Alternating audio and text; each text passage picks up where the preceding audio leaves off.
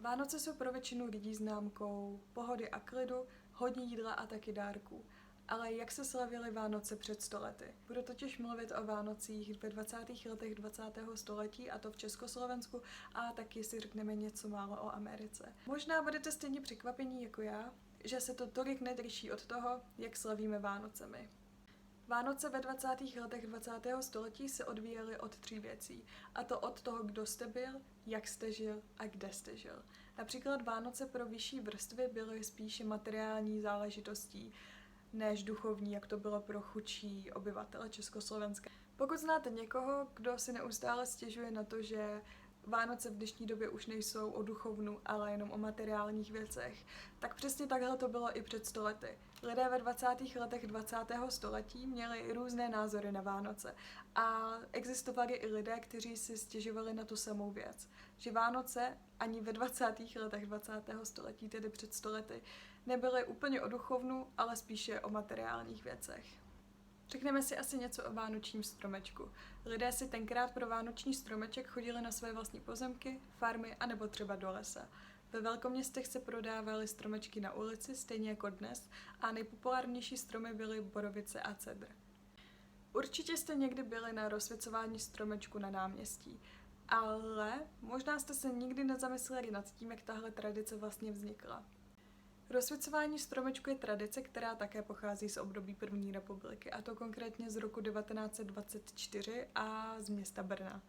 Bylo to na popud spisovatele a žurnalisty Rudolfa Těsnohlídka, který v roce 1919 šel do lesa se svými 2 kamarády, výtvarníkem Františkem Koudelkou a úředníkem Josefem Tesařem, kde našli mimo strom taky 17měsíční holčičku, kterou zachránili. A právě kvůli této události, nebo taky spíše zkušenosti a inspiraci z Kodaně, kde se tímto způsobem vybírala veřejná charita, se v roce 1924 v Brně rozsvítil první státní vánoční stromeček první republiky.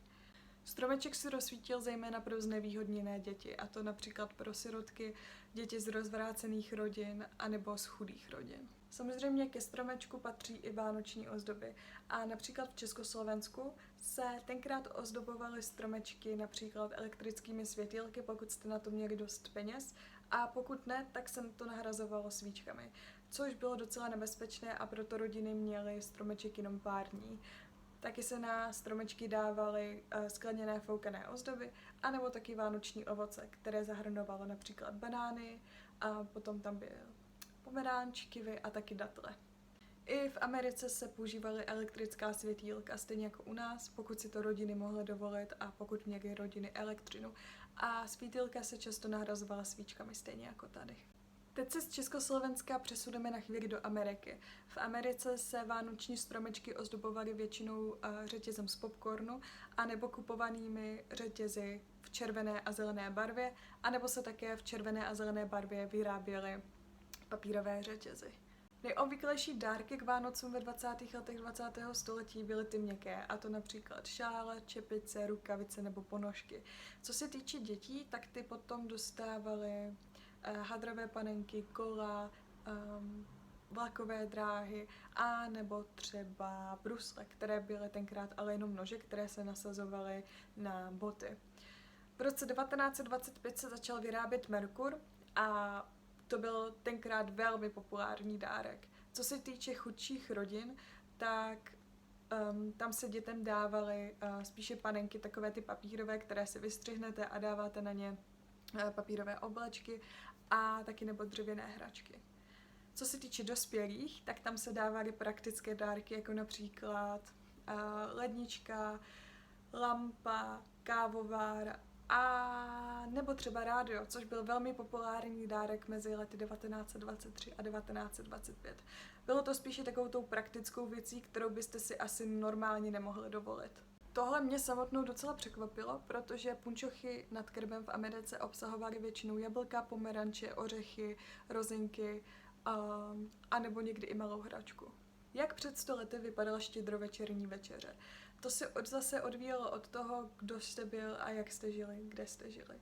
Například chudší rodiny si nemohly dovolit ryby. Ryby byly spíš pokrm pro vyšší třídy, stejně jako šneci na Vánoce.